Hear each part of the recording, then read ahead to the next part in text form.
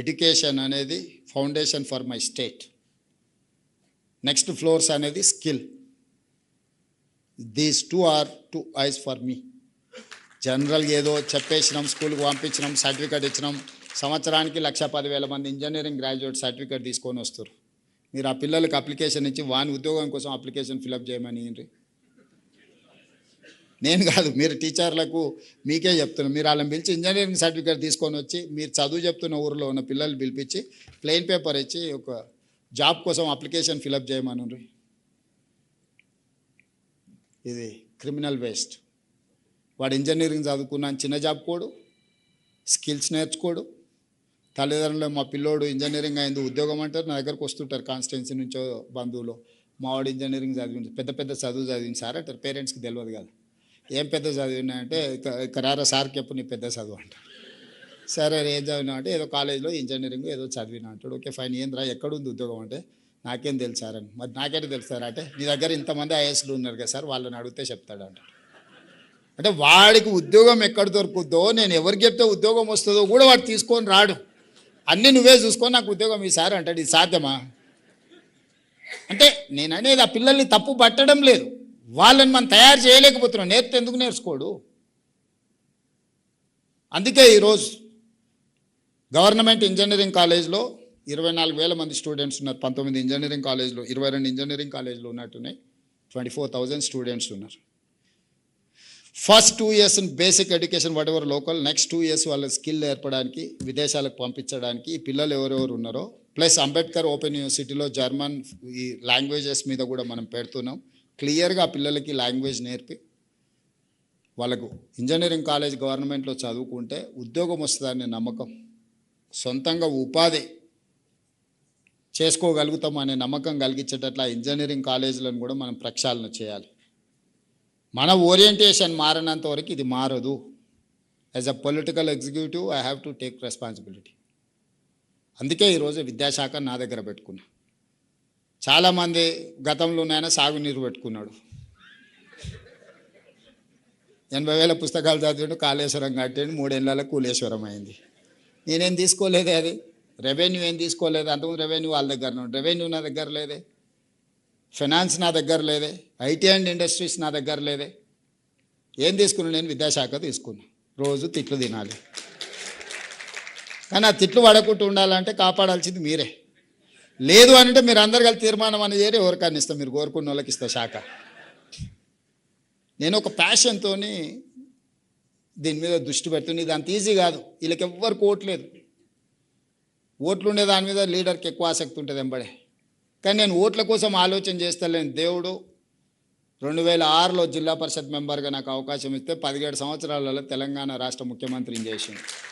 మీరందరు నాకు అండగా నిలబడితే వచ్చింది. దీంట్లో ఇంతకంటే అవ్వడానికి కూడా ఏం లేదు, ఇంతకంటే నా కోరికలు కూడా లేవు.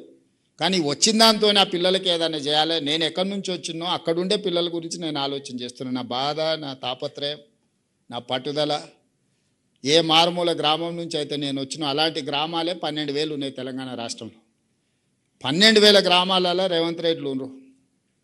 కానీ వాళ్ళకి అవకాశం వచ్చో రాకనో ఓరియంటేషన్ లేకపోవడం వల్లనే నష్టపోతున్నారు.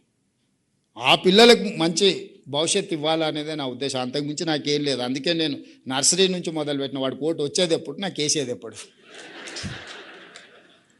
నేనేం ఓట్ల గురించి ఆలోచన చేయట్లేదు మిత్రులారా. నేను బాధ్యత గురించి, చాలామంది అధికారం కోసం కొట్లాడతారు. నేను అధికారం ఎక్కడైతే ఉంటుందో బాధ్యత ఉండాలని నేను భావిస్తా. నేను ఈరోజు నా బాధ్యతను నిర్వహించాలనుకుంటున్నాను. మిమ్మల్ని అందరిని ఫిన్లాండ్ పంపించిన అంటే అది ఒక బాధ్యత అనుకున్నాను. నేను ప్రపంచంలో ఏం జరుగుతున్నాయో, ప్రపంచంతో పోటీ పడాలంటే ప్రపంచంలో ఏముందో మనం తెలుసుకోవాలి కదా. గతంలో మనమే మన ప్రభుత్వ ఉద్యోగం, మనము teacher, police constable, RTC driver, ఇదే దానికి పోటీ పడ్డాం 30 ఏళ్ళ కింద.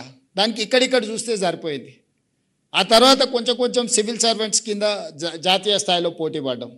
దాని మందం ఇక్కడ కాకపోతే కోచింగ్ సెంటర్ ఢిల్లీకి పోయొచ్చారు. ఇప్పుడు మీరు అందరు మన పిల్లల్ని ప్రపంచంతో పోటీ పడేటట్టు తీర్చిదిద్దాలంటున్నారు. మరి ప్రపంచాన్ని కూడా మీరు చూడాలి కదా. మీదైన కోణంలో చూసినప్పుడు, మీ అవగాహనతోని ప్రపంచాన్ని గమనించినప్పుడు మీరు ఆటోమేటిక్గా చెప్తారు. నేను చెప్పాల్సిన పని లేదు.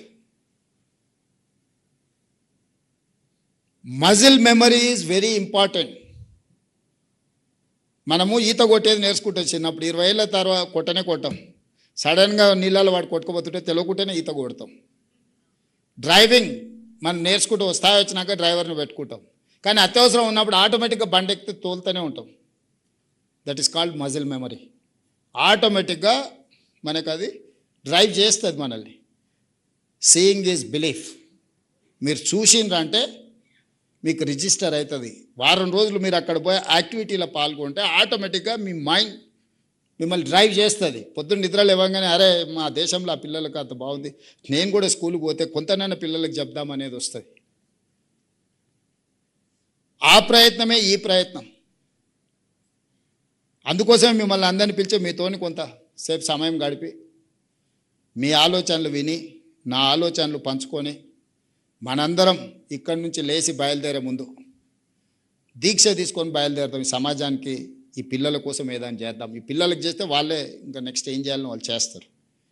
మీరందరూ ఇక్కడ మనం చర్చించుకున్న అంశాలన్నిటి పట్ల 100% కాకపోయినా 60% అని ఒప్పుకుంటారు కదా, ఒప్పుకుంటారా? 60% మీరు ఒప్పుకుంటే నేను ఫస్ట్ క్లాస్లో పాస్ అయినట్టు, 75% మీరు ఒప్పుకుంటే డిస్టింక్షన్ వచ్చినట్టు. సో నా వరకు 51% ప్రివేల్స్ ఇన్ డెమోక్రసీ. 51% వచ్చేసి 100. అంటే ప్రభుత్వం ఏర్పాటు చేయాలంటే నాకు 60 కావాలి, 60 వస్తే ప్రభుత్వం 100%, 59 వస్తే గుండుసున్నా. సో 51% మిమ్మల్ని వినోవర్ చేయడానికి నేను ప్రయత్నం చేస్తున్నా. మీరు కష్టపడి 60% చేస్తే ఫస్ట్ క్లాస్లో పాస్ అవుతా, 75% చేస్తే డిస్టింక్షన్ పాస్ అవుతా, 100% చేస్తే స్టేట్ ఫస్ట్ ర్యాంక్ వస్తుంది, నేషనల్ ఫస్ట్ ర్యాంక్ వస్తుంది. ఇక మీరే నిర్ణయించుకోండి. నేను మిమ్మల్ని కాదు, మీరు నన్ను పాస్ చేస్తారో ఫెయిల్ చేస్తారో మీరు నిర్ణయించుకొని దీక్ష తీసుకొని బయలుదేరండి. ధన్యవాదాలు మిత్రులారా. మీకు అందరూ ఆకలి అవుతుండొచ్చు, సమయం ఎక్కువ ఉంది, ఎక్కువ తీసుకున్నట్టున్నా, అయినా మీతో పంచుకోవాలనిపించింది, పంచుకుంటున్నా. 5 సంవత్సరాలు పిల్లల కోసమే మీ సంఘాలు మీరు ఆలోచించేయండి. మీ సమస్యల్ని నేను మళ్ళీ చెప్తున్నా, సహేతుకమైన మీ సమస్యలన్నిటిని కూడా నేను పరిష్కరిస్తాను. ధన్యవాదాలు.